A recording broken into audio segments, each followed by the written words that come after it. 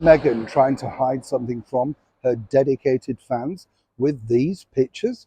As ever, let me explain. Hi, good morning. Nice to see you. Hope you're well. And thank you, as ever, for taking the time out to share your thoughts on that lovely little film we put together all about Harry Craddock, the man who made the cocktail the absolute must thing to have in the 1930s, well, right through to today, really. He was a man, if you get a chance, do check out the video. It's a fascinating story. The bit I couldn't get over was the fact that Madame Tussauds had made a waxwork of him. And when you bring up the archive today, they've no idea, can't remember. Isn't it shocking? That's fame game for you, isn't it? I mean, he obviously was famous enough to make the waxwork way back in the 30s. They must have had some kind of record of him. Seemingly not. Doesn't bode well for the rest of us, does it?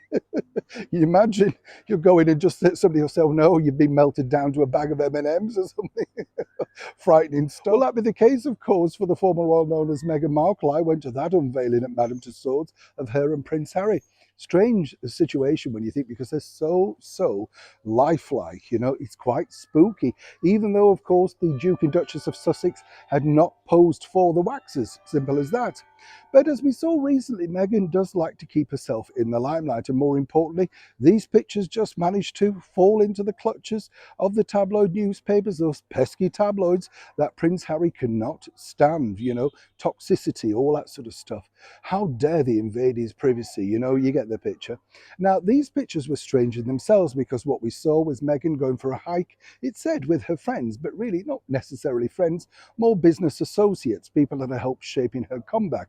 A little bit like Norma Desmond in Sunset Boulevard, And I think what's fascinating here is she had lots of expensive jewelry on. Some say the late Princess Diana's watch. Others know apparently it was a gift to herself for landing the part in Suits. Either way, she got a lot of attention, as one can imagine. What's interesting also to note is that, well, there was this. That's right, this rather strange situation going on in her midriff. And of course, with everything with Meghan Markle, it's there for attention. From the neckerchief to the hat to the glasses, everything's broken down to see how much it costs, the designer you're wearing.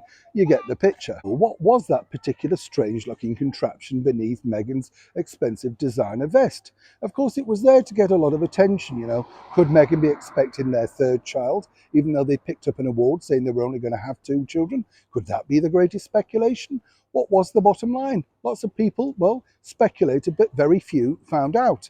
Until now. As ever, we like to bring you the news as we find it, and I've got it on very good assurances that what Meghan was wearing, and I've got to use this term loosely, is one of those toners. I think they're called toners. Do you remember in the 70s and 80s where you would strap these electronic belts around you, and apparently they were supposed to make you slim or whatever? Well, there's a very similar thing now that you can place with you, which is sort of, LED operated, that type of thing. It tones the body as you're walking, or indeed in Meghan's case, hiking, to make sure that the core muscles are all straightened, tightened, and all that sort of stuff. Now, I'm not decrying that. Lots of people try new things, whether they work or not.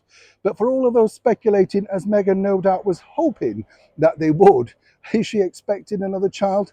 Well, not according to her team. Simply, she was merely keeping fit in a 21st century modern age. Naturally, they wouldn't want to tell me which brand of, toner, moderator, whatever you want to call it, she was wearing, no doubt, because she's not getting paid for it. But either way, I think it clears up all of those problems of, was there something to hide? Neil Sean in the very heart of London.